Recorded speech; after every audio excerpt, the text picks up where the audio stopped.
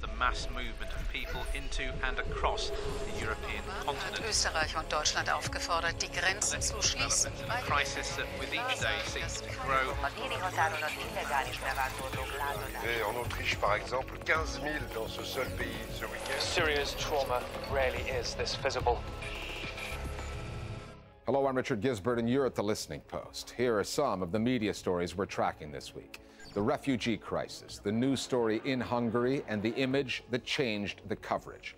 Journalists arrested, deported, accused of being agents for ISIL, and the president still talks up freedom of the press in Turkey. And pushing the brown envelope, the culture of bribery in Nigerian journalism. The Mediterranean refugee crisis spans many countries and features a growing number of pressure points. One of them is Hungary. Its government, led by Prime Minister Viktor Orban, has been criticized over its treatment of refugees and over its treatment of the media trying to cover this story. Journalists have said that they've been pushed away from distressing scenes. Hungary's media authority is denying accusations that it told state-owned television not to broadcast images of refugee children. And when that allegation became public, it was quickly interpreted as a governmental effort to limit sympathy for the refugees. As we all saw last week, a single image, particularly one of a child, really does have the power to change discourse, coverage, even policy. The photograph of the lifeless body of that 3-year-old boy, Aylan Kurdi, face down on a Turkish beach, led to many people seeing this crisis differently and provoked some news outlets to reconsider their coverage of the larger story. Our starting point this week is the Hungarian capital, Budapest.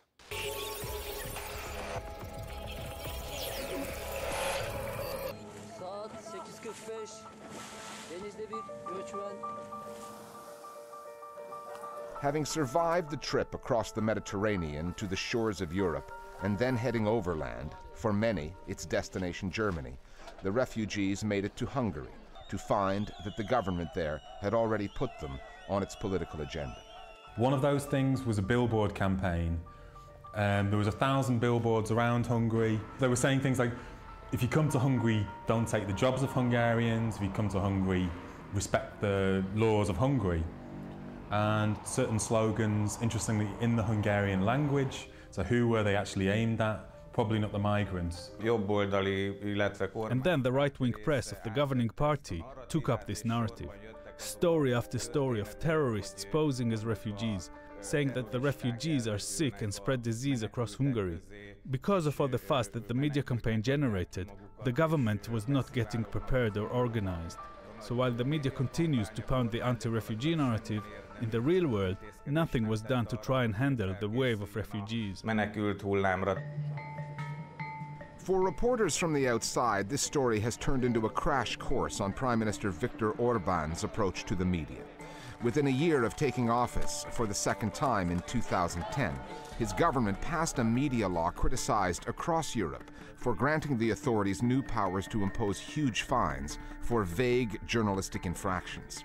That law led to demonstrations, as did Orban's proposal last year to put a tax on the internet, which was shelved after Hungarians protested that it would limit freedom of expression and access to information. That's the recent history, the latest chapter, the limits placed on access for international media to the refugees, and an alleged directive from the Hungarian Media Authority that state-owned television not show images of refugee children.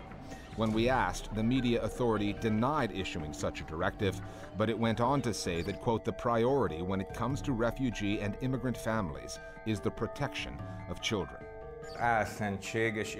This is hypocritical, and in reality what they want is to avoid portraying the refugees as human beings.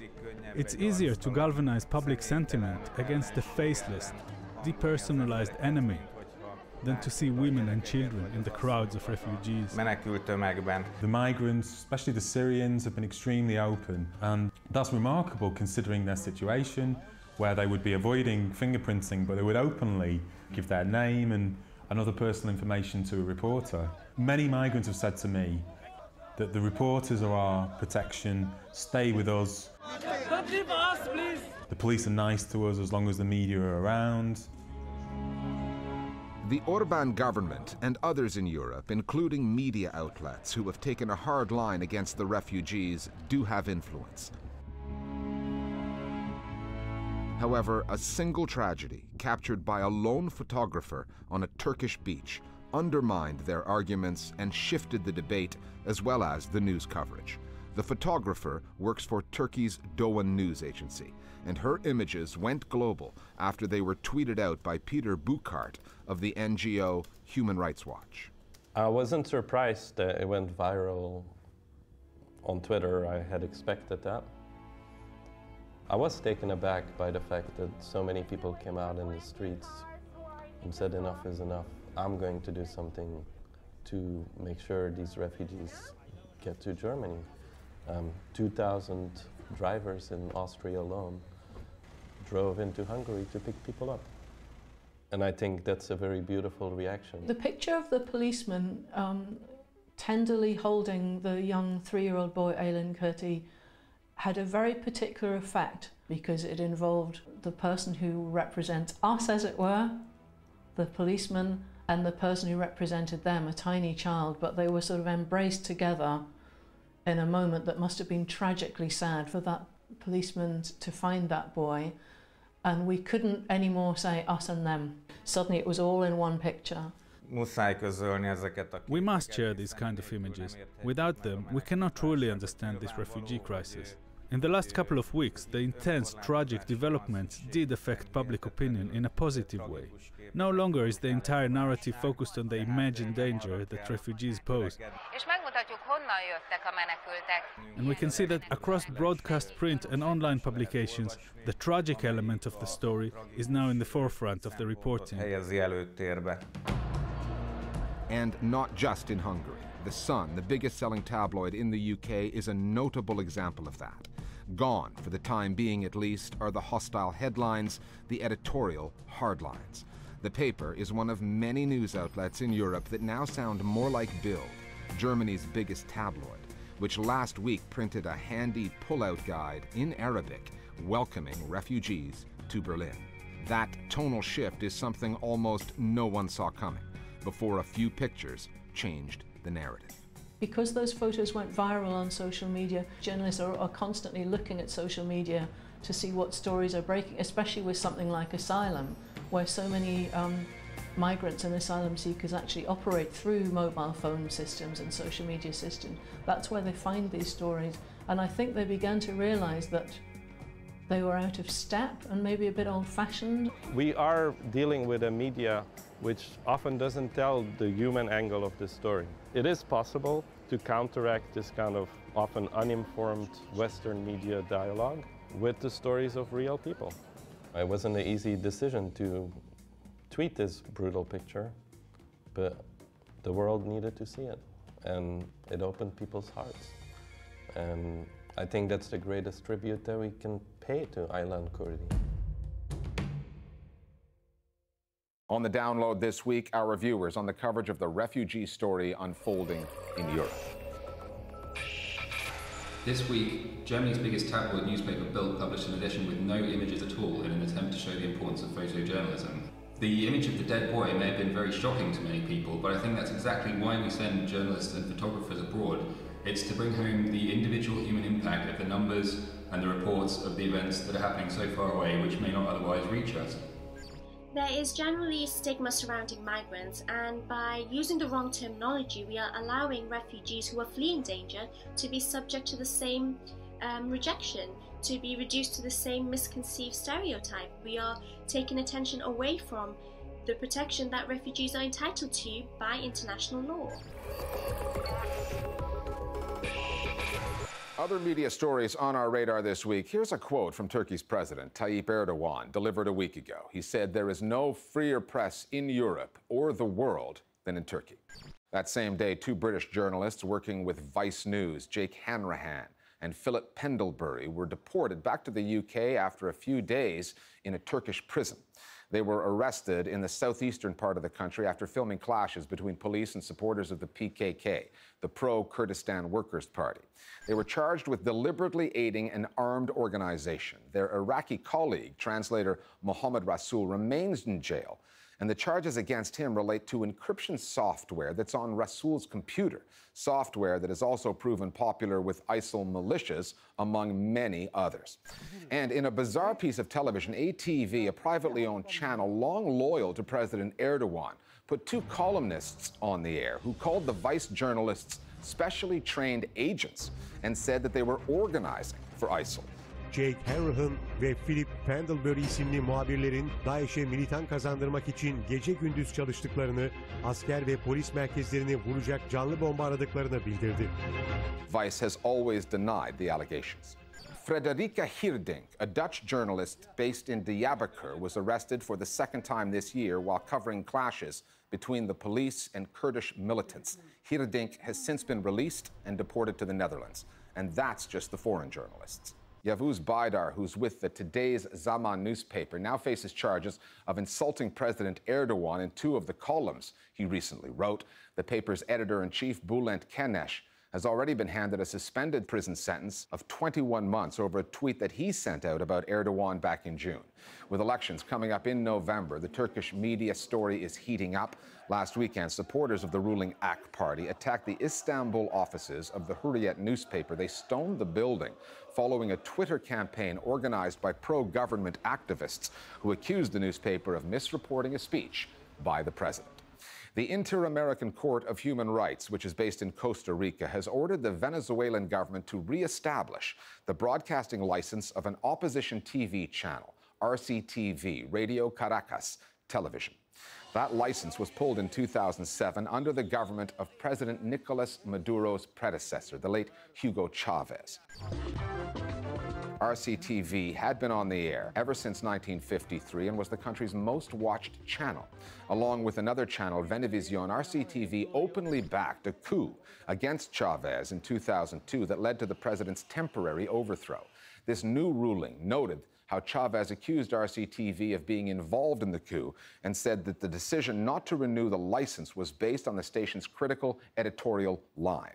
The court, which operates under the aegis of the Organization of American States, heard Venezuelan government lawyers argue that RCTV's license was revoked after RCTV abused its right to freedom of expression. Its programming was characterized by constant misreporting of facts, withholding of information, and manipulation of quotes, presenting events in a biased way. In China, news stories have a way of being in the headlines one day, then disappearing the next. And that seems to be the case with the story of Wang Zhuaolu.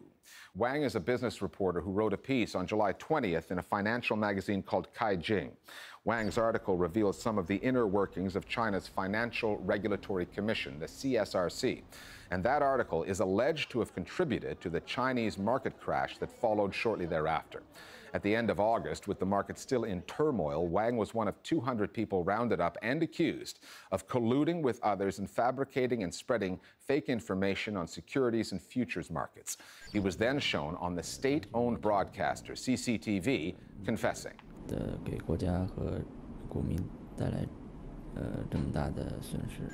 The next day, according to the Hong Kong-based researcher David Bandursky and the Wise News database, 17 newspapers in China ran that confession story, all following the official news release from the state news agency Xinhua. The following day, a piece in the Global Times, an outlet very close to the ruling Communist Party, wrote of Wang Zhuaolu, clearly he cannot bear all of the blame. Since then, nothing. The story has all but vanished. This weekend marks the first anniversary of a big news story out of Nigeria, the collapse of a church hostel in Lagos. 116 lives were lost, but the way the story was reported in the Nigerian news media stank of corruption. The syndrome is known as brown envelope journalism. It's when reporters accept bribes. Typically, the cash comes in brown envelopes, hence the name. Ostensibly, the money is given to cover a journalist's travel costs and other expenses, but the understanding is clear. The money affects the way the story is reported. And that's allegedly what happened with that hostel last year. It's easy to condemn journalists for taking bribes, but like most stories of corruption, the reality is that there are some complexities involved. Nigerian journalists are among the worst paid reporters in Africa, and that's when they actually do get paid. And in a country where corruption tends to trickle from the top down, rooting it out of any single institution, such as the news media, is easier said than done.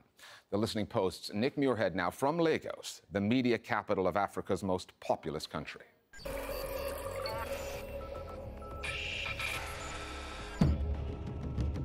September 2014. Nigerian journalists raced to the scene of a collapsed church hostel on the outskirts of Lagos. More than 100 worshippers had come there to see one of Nigeria's best-known evangelists, TB Joshua. They now lay dead beneath the rubble. Eager for details and prevented from accessing the site, the journalists sought out the pastor. So he came out and was like, okay, can you tell us, say something? Somebody said no, he wasn't going to say anything, but we should go there and say the positive things that the church was doing about the tragedy.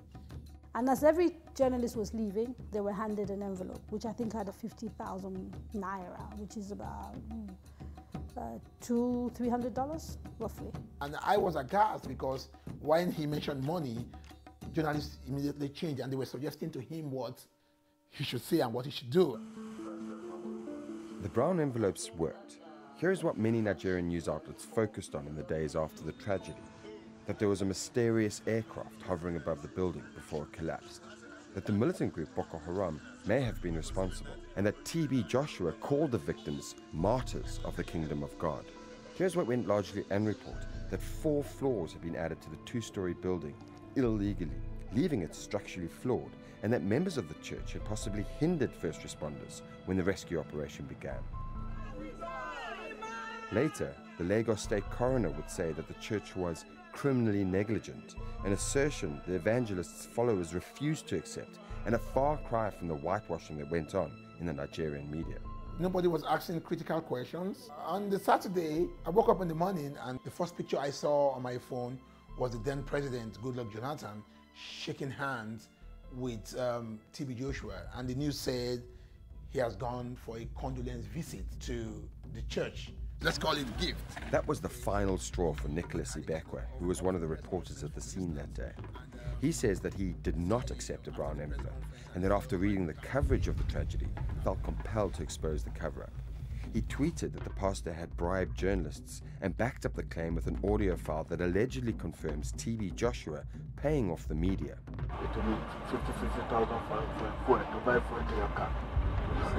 The pastor has not commented on the authenticity of the recording, not publicly and not in response to our questioning.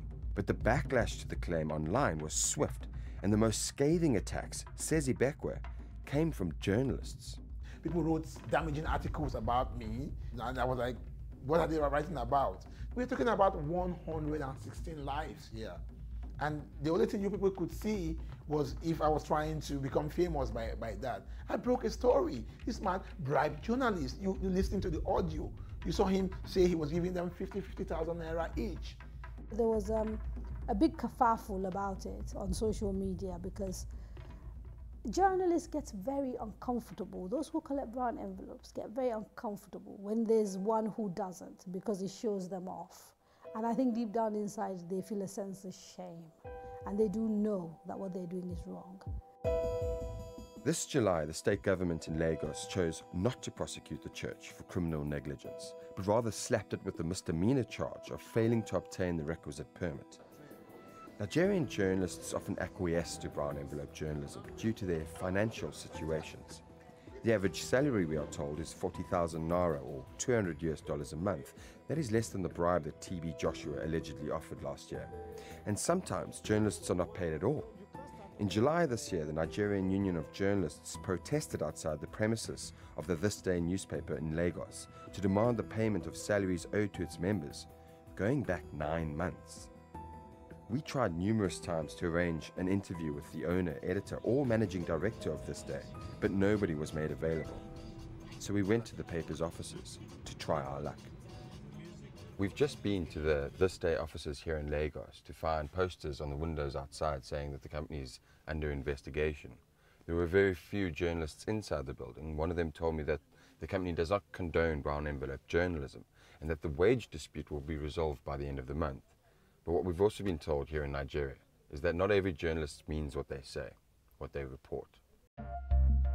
I contacted the same journalist at the Disdain newspaper a month later and was told that the wage dispute was still ongoing and that ultimately, when journalists are not paid, they are left with very little choice but to fend for themselves. Whole political economies are run like that, where for the government to save money, they expect public officials to supplement their incomes by taking bribes from the public. Now, the media is one of the drivers of the political economy of Nigeria, and you could often feel sorry for journalists who have not been paid for a while or are even encouraged by their publishers. Look, I've not paid your salary, you go earn an income. And that is one way of publishers saying, brown envelope journalism is there. If I don't pay you, you're going to make your money anyway.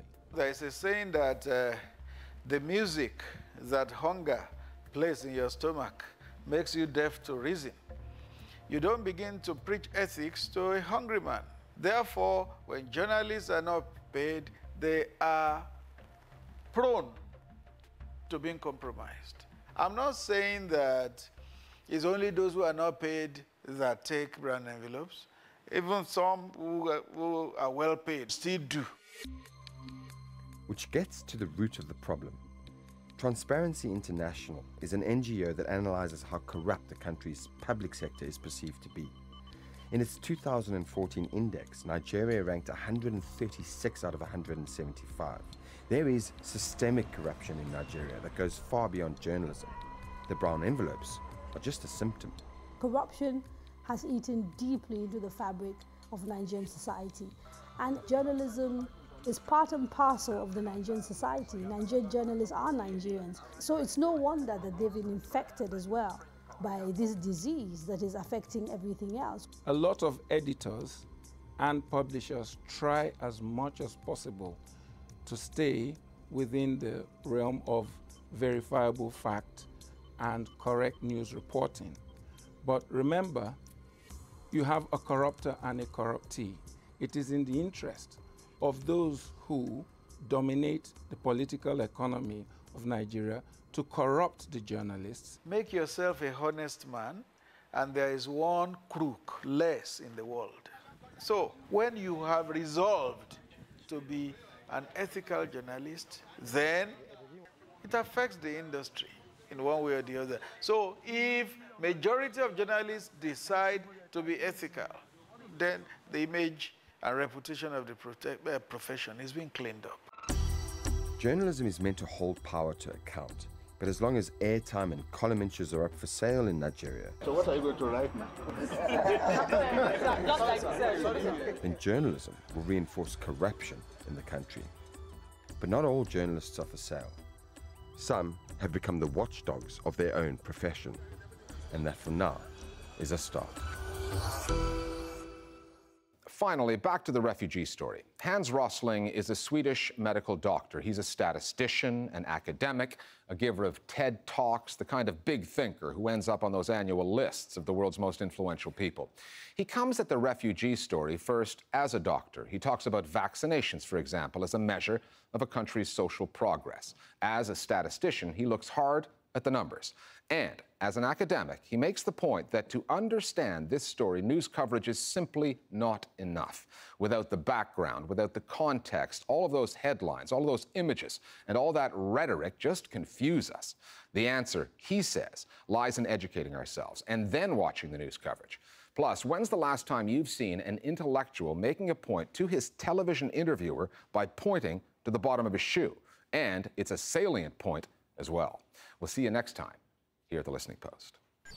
Men man kan inte använda sig av media om man ska förstå världen. Om man tror att större delen av världens befolkning är jättefattiga, flickorna går inte i skolan, barnen vaccineras inte och här är de rika länderna och så försöker de komma dit som flyktingar. Då vet man ju inte hur det är. Man måste förstå att det finns länder på alla nivåer och de flesta är någonstans i mitten. Men det jag tänker på, set fra et medieperspektiv, ikke bare her i programmet, men medier generelt, det er jo, at mange medier vil sige, vi rapporterer om verdens tilstand, som den er, og lige nu er der krig, konflikter, kaos, uro og en hel række andra negativa aspekter. Det var ju fel. Du har ju fel, rakt upp och ner fel. Om ni väljer att visa om ni väljer att för mig att bara visa min sko, den är ju jätteful, det är ju bara en del av mig. Om du väljer att visa mitt ansikte så är det en annan.